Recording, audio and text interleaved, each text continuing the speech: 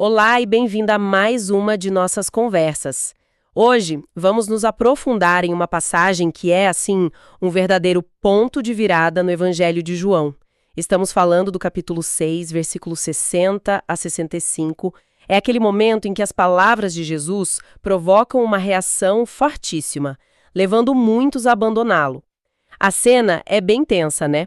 Depois de um longo ensinamento que inclui a famosa declaração "Eu sou o pão da vida", o texto nos diz: muitos dos seus discípulos, tendo ouvido tais palavras, disseram: "Duro é esse discurso, quem o pode ouvir?" A reação é de escândalo. E Jesus, em vez de amenizar, ele aprofunda o desafio. Ele fala sobre o Filho do Homem subir para onde estava antes e estabelece um princípio fundamental: o Espírito é o que vivifica, a carne para nada aproveita. E tudo culmina com aquela afirmação de que ninguém pode vir a ele a menos que o Pai lhe conceda. É um momento de clivagem, sem dúvida. E o nosso objetivo aqui, usando o material que a gente recebeu, é investigar por que esse ensinamento foi considerado tão difícil, tão ofensivo, a ponto de dispersar uma multidão que um pouco antes estava fascinada.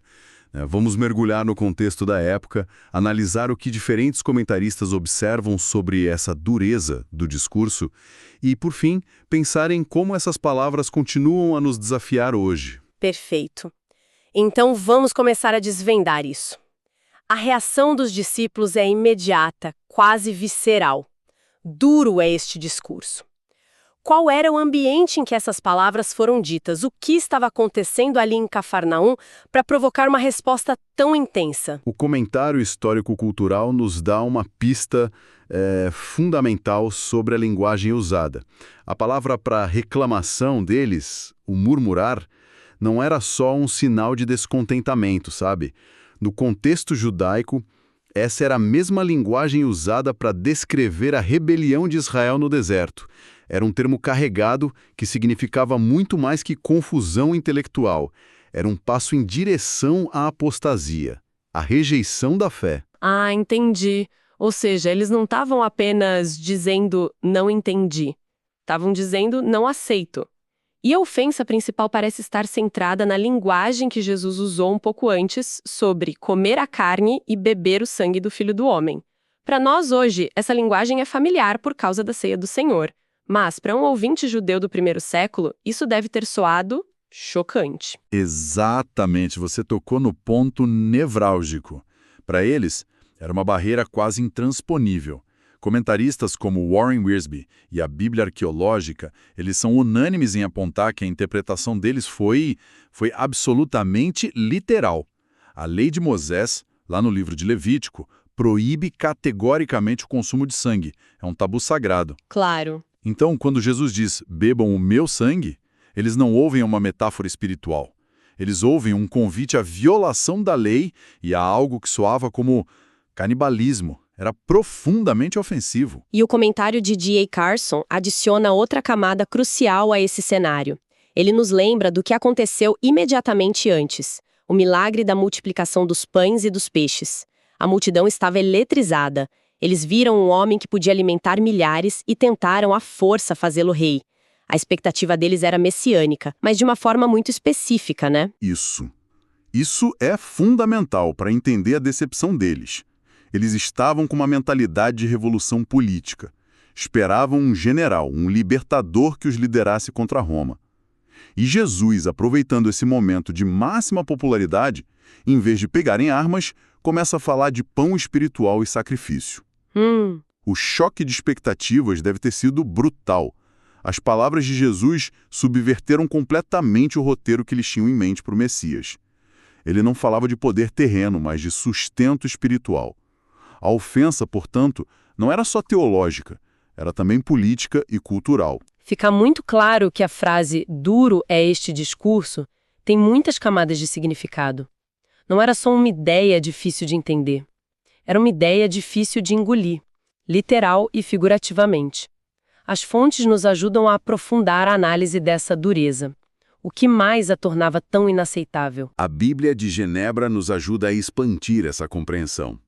A ofensa ia além da imagem de comer carne.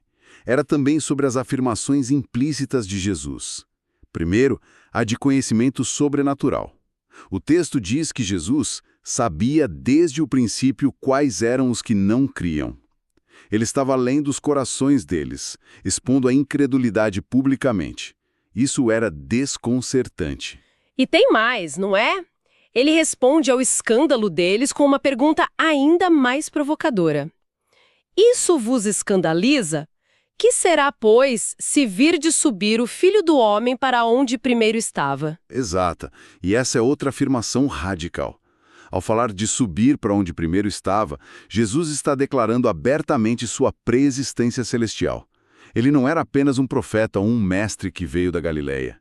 Ele estava afirmando ser um ser divino que desceu do céu e para lá retornaria. Para a teologia judaica da época, essa era uma afirmação de divindade de um nível altíssimo e, para muitos, blasfema, e uma declaração de identidade divina sem precedentes. É fascinante como, diante de toda essa ofensa, Jesus não recua. Ele não diz, esperem, vocês entenderam errado, foi só uma metáfora. Pelo contrário, ele dobra a aposta e oferece a chave para a interpretação correta no versículo 63. O espírito ao que vivifica, a carne para nada aproveita. As palavras que eu vos tenho dito são espírito e são vida. O que os comentaristas nos dizem sobre essa distinção crucial? Este é o pivô de toda a passagem. Quase todos os comentários apontam para este versículo como centro hermenêutico. Jesus está dizendo essencialmente que eles estão usando a ferramenta errada para entender suas palavras. Estão tentando processar uma verdade espiritual com uma mentalidade puramente humana, carnal. É como tentar medir a temperatura com uma régua. Boa analogia. E a Bíblia de Estudo NAA é muito direta nesse ponto.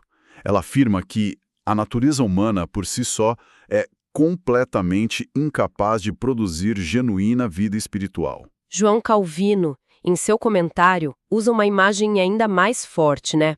Ele diz que a carne, ou seja, a nossa capacidade natural, quando separada do espírito, não é apenas inútil.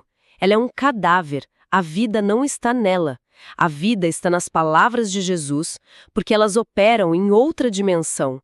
Elas são espírito e vida. É uma declaração sobre a fonte da vida espiritual.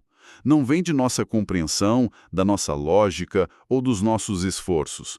Vem de fora de nós, das palavras de Cristo, que são vivificadas pelo Espírito. A carne, que aqui significa a perspectiva humana, terrena, focada em política, poder, sustento físico, não tem nenhuma contribuição a dar para a vida eterna. Essa declaração anula completamente a autossuficiência humana na esfera espiritual. E essa ideia nos leva diretamente à conclusão desafiadora da passagem, lá no versículo 65. Depois de explicar que a compreensão é espiritual, Jesus afirma: por causa disto eu vos tenho dito, ninguém poderá vir a mim se pelo Pai não lhe for concedido. Isso parece colocar todo o peso da capacidade de crer e de se achegar a Cristo na soberania de Deus. Sim, e é precisamente assim que a maioria dos comentaristas clássicos interpreta. Diante da incredulidade explícita da multidão, Jesus não oferece um método de 5 passos para crer. Ele reitera a soberania de Deus na salvação. A Bíblia de Estudo MacArthur comenta que Jesus aqui reitera a soberania de Deus envolvida na escolha para a salvação. E a Bíblia de Estudo Holman complementa, explicando que a razão humana não pode discernir a verdade espiritual por si mesma. É necessária uma capacitação, uma renovação espiritual que é concedida por Deus. Entendo o que as fontes dizem, mas não posso deixar de pensar que, para muitos, essa ideia da soberania de Deus pode soar um pouco determinista, quase como se a escolha humana não tivesse importância. Como os comentaristas lidam com essa tensão? Essa é uma observação muito importante, e as fontes não ignoram essa tensão. D.A. Carson faz um ponto crucial aqui. Os discípulos que permaneceram com Jesus, como Pedro, não o fizeram por serem mais inteligentes ou espiritualmente perspicazes que os outros. A fé deles é apresentada como um dom divino. Certo. No entanto, e isso é igualmente importante, essa verdade não anula a responsabilidade humana. O comentarista William Hendrickson observa que a descrença daqueles que partiram foi o resultado de suas próprias escolhas e da dureza de seus corações. O texto não diz que Deus os impediu de crer, mas que eles não criam. As fontes mantêm esse equilíbrio delicado, sabe? A fé é um dom soberanamente concedido por Deus, mas a incredulidade é uma responsabilidade humana. É um equilíbrio teológico complexo, sem dúvida. Vamos transportar essa discussão para os nossos dias. Como toda essa conversa sobre interpretação espiritual versus carnal e sobre a soberania divina na fé se conecta com a vida hoje? Qual a aplicação prática disso tudo? A Bíblia de aplicação pessoal nos oferece uma ponte muito clara. Ela diz assim: o Espírito Santo nos dá a vida espiritual. Sem a obra dele, não podemos perceber a necessidade que temos de uma nova vida. Isso ressalta que a nossa dependência do Espírito não é um evento único que acontece só na conversão. É uma dependência contínua. Contínua. Sim, para a compreensão das Escrituras, para o discernimento espiritual e para a própria vida cristã no dia a dia. Então a lição desta passagem vai muito além de uma controvérsia histórica. Ela nos ensina algo perene sobre a natureza da fé, que a fé genuína não é só um assentimento intelectual a um conjunto de doutrinas ou a adesão a um código moral. É algo mais profundo, que nasce de uma obra espiritual. Precisamente. Um comentário de Warren Wiersbe nos adverte a não confiar na carne. E essa carne hoje pode assumir muitas formas.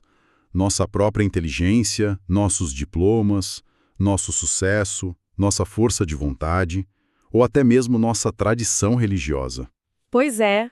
A dificuldade enfrentada por aqueles primeiros discípulos serve como um modelo atemporal. As verdades espirituais mais profundas da fé podem, e muitas vezes irão, desafiar nossa lógica, nossa cultura e nossas expectativas.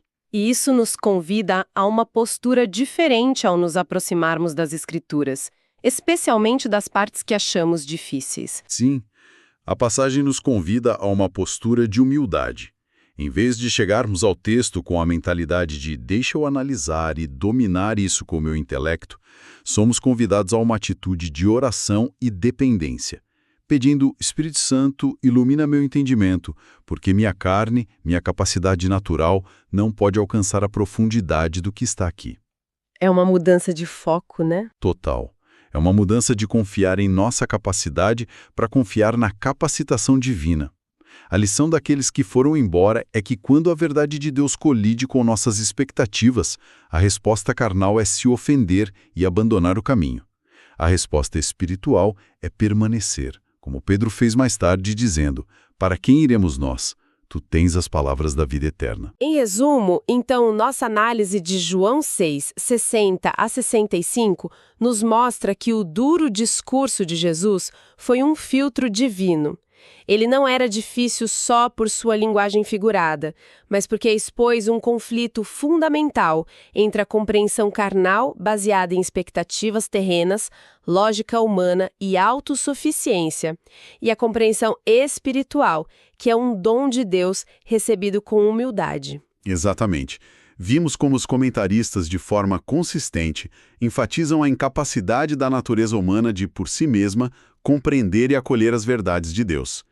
Eles apontam para a obra essencial do Espírito Santo para dar vida e iluminar nossa mente.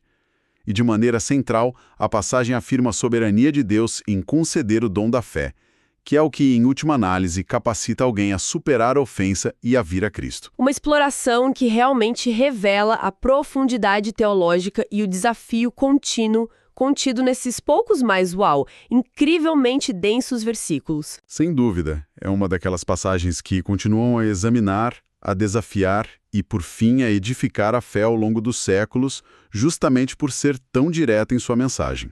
E para nossa reflexão final, com base em tudo que analisamos nas fontes, se a compreensão espiritual, como sugerem os textos, é um dom que transcende a razão puramente humana, o que isso implica sobre como devemos abordar hoje não apenas as passagens bíblicas, mas todas as verdades da fé que nos parecem difíceis, ofensivas ao nosso senso comum ou contraintuitivas à nossa cultura.